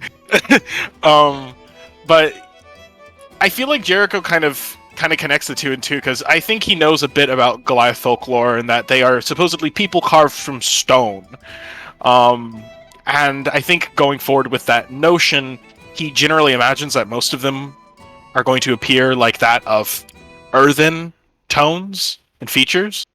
So the fact that this one is this, blue, it immediately fascinates him, but also makes him curious about whether that guy might be right, that, maybe she isn't full-blooded Goliath. Yep. Or Goliath at all, for that matter, who knows? It's possible not. You also, with the 19, I'll give you one more, because that's a fucking crazy good roll. Thank you. Also hear about one other oddity, because they're going to talk about the things they're not used to seeing. So the Goblin was one, the Goliath was the other, and then you hear, you know what, though? Fucking one thing seeing a Goliath and the other seeing a Goblin's one thing, but I saw something even fucking weirder. I saw a fucking walking bird person. Like 3 of them, just walking the streets. Jericho injects himself into that conversation as well. Where? When? What? Where? Oh, they were by the docks here just the other day. I gotta say they were odd-looking fella. Big wings on the backs. Just the other day? Oh, darn. I suppose it just wasn't the day meant for me to meet them. I would love to. Oh, imagine stories that you get from people who literally tread the sky. That must be amazing. Well, one of them was like, nice storm. One of them was like really white and feathery. Well, she dressed fancy, I'll tell you what, sir. So, I don't know if commercial is a word. I wanted to say a commercial hen. A commercial hen? Yes. I'm not quite even sure what you're getting at with that. Just like in his little brain, his little big brain, he's just like, so like a chicken, right? No, she didn't look like a chicken. She looked like one of them barnyard owls. Barn owls. That's Though the fascinating. 2 companions she had with them, they more look like them birds of prey. Oh, the raptor species. Oh, the big beaks and growly looks on their faces. Like anybody that fucking looked at the white one, they fucking just glared at you. That is interesting. I believe owls as a group tend to actually antagonize. I suppose that doesn't matter, but that is rather interesting. Thank you so much for saying that. Oh, no worries, the docks have been so fucking weird since that ship got here. People from all over been coming in. Well, I do hope that I come across them at some point. Maybe, sir. It's a big city, though, and who knows? But again, thank you, gentlemen. No, I'll be on my way now. You're quite welcome, sir. Yes. And he's gonna walk over and sit next to Brightburn. You know, Brightburn, just for the shits and giggles, roll me a con save. I'm making me some. I'm in my kitchen right now. I'm making me something to eat. So. Oh, fair enough. Give me a minute. I'll be right back. I can roll it for you. Don't worry. Oh, dope. Tell me what I get. Yeah, I'll tell you what you get.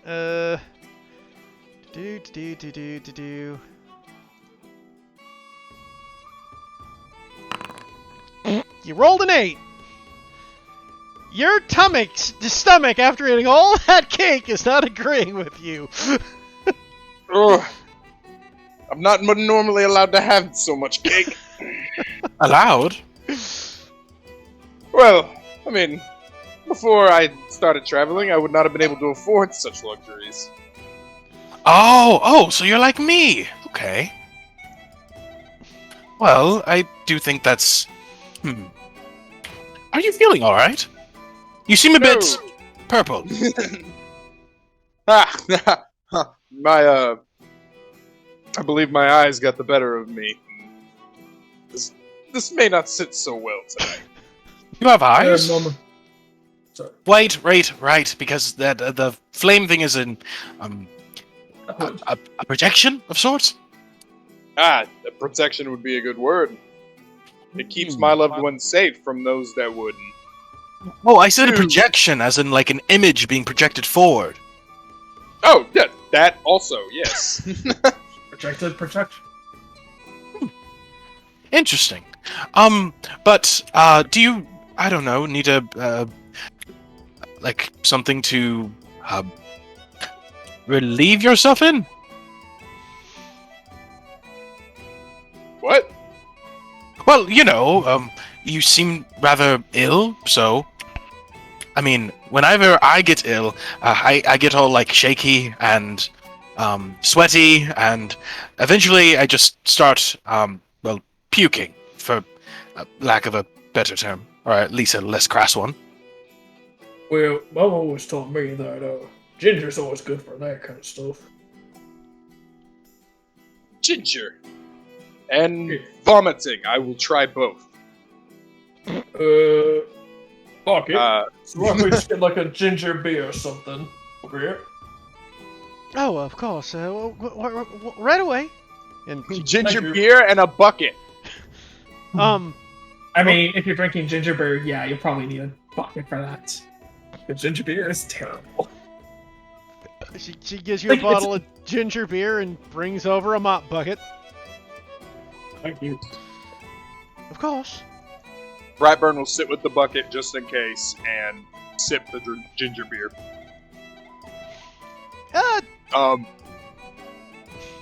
The question is, was I able to finish the cake, or because I rolled low, did I not finish it? No, you had finished the cake. The con save was mostly because, man, when you eat that much sugar, that plays fucking hell with your stomach. Yeah. Oh, yeah. I'm definitely leading into the, like... Sorry. No, I was just saying, leading into the excitement of being able to buy a cake, like a kid who could get a cake for the first time. Yeah, and just like a kid who gets a cake for the first time and eats the entire cake, you're gonna feel ill in your stomach real quick. It's reminding me of as a kid when I ate like 3 bags of gummy worms and threw them up. Yeah, exactly. Oh, God. Like that much sugar. I was so excited, but at what cost? Brightburn's gonna just wake up tomorrow, and it's like, guys, I still don't feel too good, and Brightburn still doesn't feel too good, and it's like, Uber's like, hold on, let me see if I can cast protection, detect poison disease, and Uber just casts that, and he's like, Brightburn unfortunately got diabetes. Yeah, that's what I was to say. This is where Brightburn becomes a diabetic. Man's got the diabetes. He sits there thinking for a moment, and then he realizes, oh wait! I forgot! I'm a healer! And he, with the word healer, it kind of reverberates through the air a little bit, and he's going to cast Healing Word on him. Oh my god, Heath, does it help? You cast Nice. Healing Word? Yes. I mean, that's for damage, not for sickness. You'd have to probably remove, like, a lesser restoration would be what would be necessary here. Okay, so he casts that, and then he looks and thinks. He's like, okay, that didn't work. Maybe something a little bit more forward. Excuse me, I don't know if you dislike... and he just, like, rubs his hands together like fucking defibrillators and just, like, palms at his chest.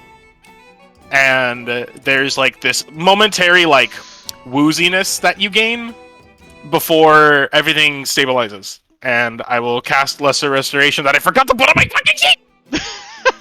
Oh no. Our table, it's broken. 1 second. So that makes my tummy feel better? Lesser restoration would, because that would technically be like removing poison. Oh my god, Barwinch, another cake! Do you actually call out and say that?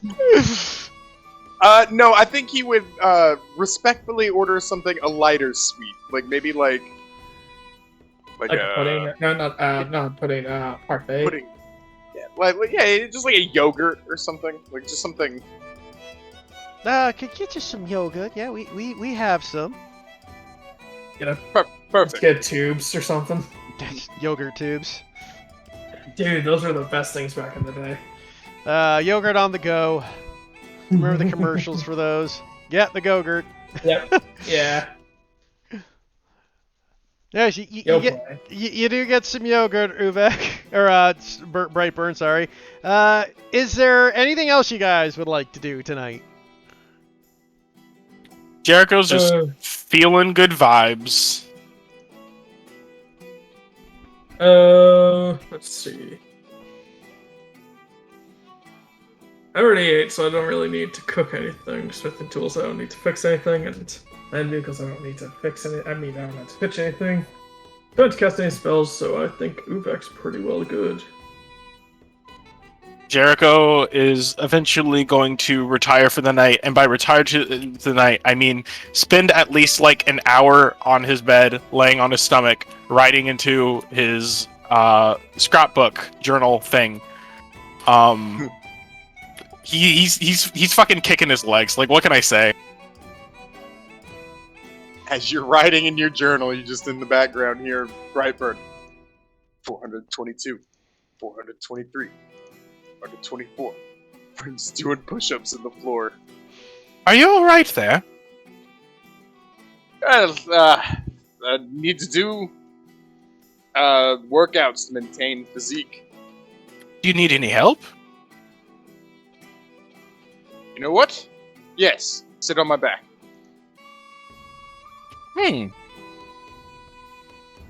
He thinks about it for a second, and then he just like shrugs and smiles, and will proceed to do such. He eventually finds an orientation because he's just like, okay, this is happening, but like also I still have to do like my thing. So he just like finds a way, because he's smaller than him, decently bit, so he actually kind of like lies on his back. Hot Oh, damn, nice. he's just fucking killing it with you on there. Yeah, I did a fucking straight He starts doing clap push-ups and everything. It feels like I'm on a boat in the middle of a storm. Oh, I can try to. Boat. And he begins to. You hear the scribbling intensify.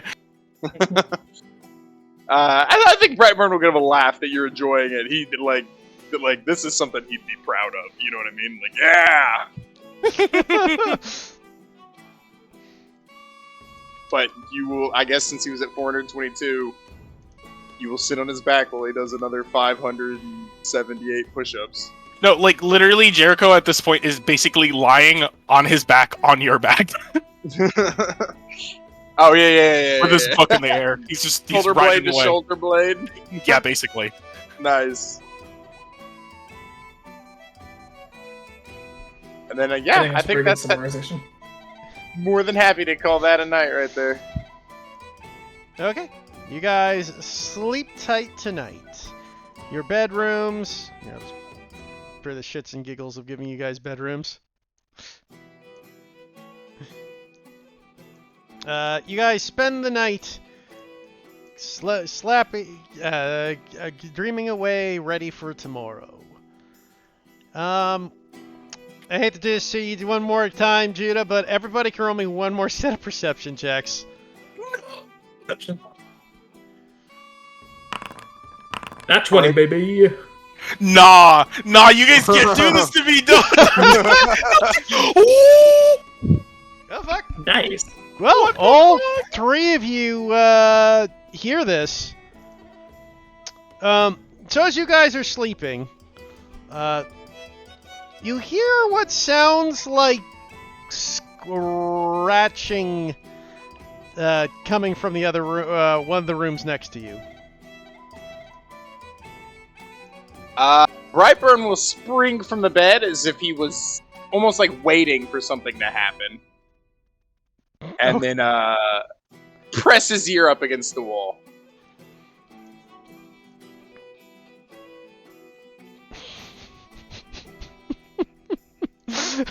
So you seriously press your ear up against the wall to listen? Wait, what's happening? Sorry, I could. I was reading the chat. Hold on. There's like you said there's scratches, right? Scratching coming from the scratching, like the scratching sound, like it's like a wood against scratching against wood. Wood scratching against wood. Okay. Yeah, no, I would definitely just place my ear against the wall just to see if I can't tell what that was. I can't say Jericho's a better man. He's gonna do the same. Just two fucking nosy motherfuckers. That's actually, it's a character flaw of his that you'll find out he really likes gossip. So as you hear the wood scratching against the wood on the door of the bedroom next to you, you start and just a Oh, how scandalous. Sorry, what was that? I kind of zoned out for a second. The pair of them are Sorry. basically hearing their neighbors fucking.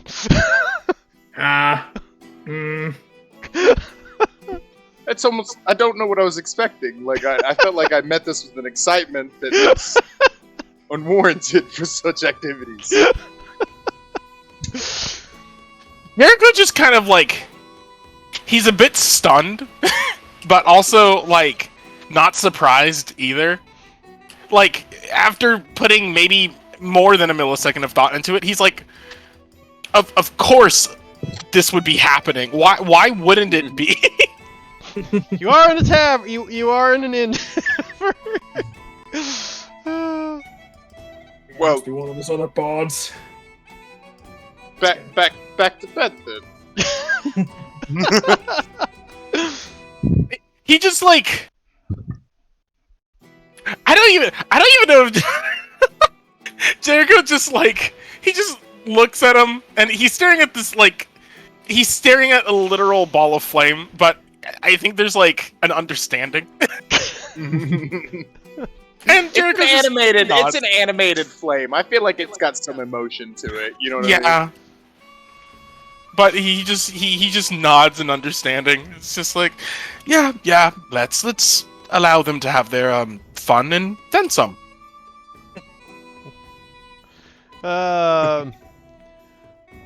God, I was so hoping Brightburn was gonna burst into the room for some reason. Just like what? I thought about it. Like I was like, I don't know. Like maybe it's like an intruder or something. Like he's looking for any sort of chance to be a hero, but not. You didn't invite me. There's an intrusion, all right. Someone's orifices. Brightburn just kicks down the door. You didn't invite the great Brightburn. I think he knows me as a player though. I like to just like poke buttons and I see know. shit I was hoping to see when Brightburn was gonna burst out the door and just see two people fucking in their bed. Carry on. Brightbud You got- sees nothing! Brightbud congratulates you. Keep up the work. See, I don't even have any eyes, citizen. Uvek, on the other hand, since you're in a different room, you, Uvek, see something a little different as you kind of just, after hearing stuff, you look outside the window. And since your bedroom is actually facing towards the docks, you look over and with your dark vision and such, you can just hear kind of what seems like a whistling sound in the distance. Whistle? A whistling. Huh. But like a weird whistle. It doesn't sound like it's coming from human lips. Uvek will just kind of roll out of bed, kind of crack his neck, and try to open the window, just to see if he can get a closer view of the outside. Yeah, you open up and you see what looks to be smoke coming off of the docks. Oh shit. Okay. Got this, Uvek. Got this. Okay. Uvek will. Like, is it like burning smoke, like, or is it kind of just like a paper fire, like in the back? It's a dark smoke. It's blackout, right? It's still nighttime. Oh yeah. So you just see Right. rising clouds, as far as you can tell. Your dark vision, Okay. unfortunately, doesn't allow you to see color. Yeah. Right. Sorry. I mean, I can still just distinguish shades.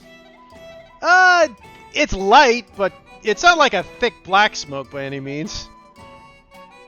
Right. Well, actually, I guess it's a little dark. It's somewhere in between gray and black. Or white and gray. You know what? Uvek will, not wanting to wake up anybody else, he'll quickly slip on, like, he was not going to put on his armor, obviously, but he'll put on, like, a pair of, like, his casual clothes and walk outside, and he'll have a quick peek and see what's going on up there. Just make sure there's no fire going on. So as you walk outside, you see one of the one ship known as the Rushing Steam seems to have smoke coming out of it. And then you're like, the chimneys. Right, the chimneys. I forgot about that. Yeah, right. Does it smell? It says. What? Uvek just takes a smell. Yeah, brings me back to the forge. Except it doesn't quite smell like. Yeah, it actually does smell. Yeah, never mind. It does smell like the forge. You get a forge distinct does smell of use- coal. Yeah. Yeah. So Uvek's like, yeah, it's definitely a forge, I think. On that ship. I miss home. Hope this travel doesn't take me too long. And Uvek kind of just Uvek will sit on the grass for a little bit and just kind of watch the ship pass, or I guess it's on the dock, so just kind of watch it for a little bit. Kind of just fascinated by it. Okay, you watch the ship for a bit. The steam kind of goes away. It didn't seem to last long. Yeah. Is it leaving dock or? No, it's not leaving dock. Okay. Fair enough. I mean, so you wouldn't know this since, you know, your character would have no reference. But basically what happened, it was like ship maintenance on the engine to make sure it's all functioning proper. Since it's been a dock for a few days now. Yeah, Uvek's just convinced that there's a forge on the ship. Yeah. Like, 100%. Or some kind of internal heating system for people downstairs. So he's just like, yeah, man, this is gonna be a nice ship to sail on. I have a feeling.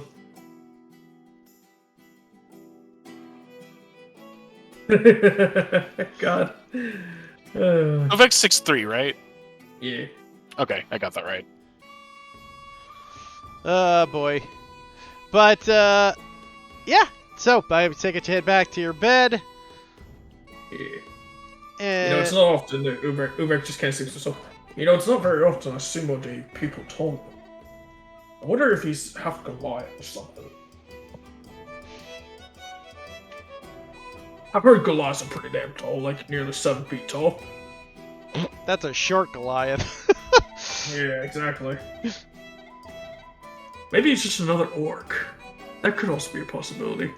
It'd be pretty nice to have another person that understands when people look at him for funny. I mean, the bright head alone probably sets off alarms that most people sense. Uvek kind of just shrugs and just thinks to himself, goes back to bed. And yeah, I love him.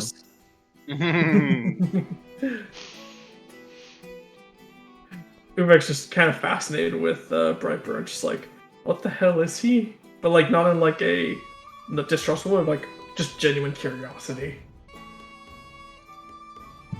Have anything to say about it? Nobody will ever know. Mysterio is always mysterious. Exactly. That is exactly Uvek's thought process. Uvek's like, maybe if I, what's it called when you hammer away at a blade to make it sharpen? I can't think of the word now. Temper? Maybe if I tap the sun, if I temper with sun in my head, maybe I'll think of something. Maybe I'll think of what I'm thinking about. Yeah, he's just hitting the side of his head just to temper his head, temper his mind. In any case, as you guys continue forward and have a night's sleep, the morning comes, and you guys wake up in the morning, have your quick breakfast as Maybelline gives you guys your food, and you guys make it out towards the docks. There, you come upon the boat where you see the captain waiting for you. He welcomes you aboard the ship, and we will stop there for tonight, because next time we pick up, the rest of the party should hopefully be here, so everybody can introduce their characters on the boat. Gonna scream. Was Jericho going around getting rumors about the other people? Was that like hints at the party? Huh? Or was that... I mean, I don't know No? whether Jericho shared anything with you guys. He got I'm all looking the- to assume that Jericho has a duplicitous bone in his body. I mean, he does, but it doesn't get worked out very often. And as for hints about the other party members, no, that wasn't hints about other party members. I was just Okay. curious. We were playing with a bunch of... That I'm is cool. I I know like those that. are just... Yeah. But there are a bunch of extra... Again, the boat will be filled with other characters besides just the party. No, but No like, wonder I'm those just, like, picturing racist just, like, guards are so grumpy. I'm just picturing just that one of the characters in our group is 8 feet tall, blue woman, and I was like, man, I thought it was kind of silly when I made her like 6'3", because I thought I was like, man, I don't usually really like playing the tallest character in the group. And just like he's not even like the second tallest in this group if that was the case. Just keep the party members just keep getting taller and taller until there's like one that's 10 foot tall. Bro, I'm fucking 10,000 feet tall. Yeah, And bulletproof. We just look at Storm Pirate. We just look at Storm's character. It's just a Titan from Attack on Titan. I actually made my character the smallest that they gave of the range that it gave me. Really? Yeah. Damn. Yeah, Goliath's a pretty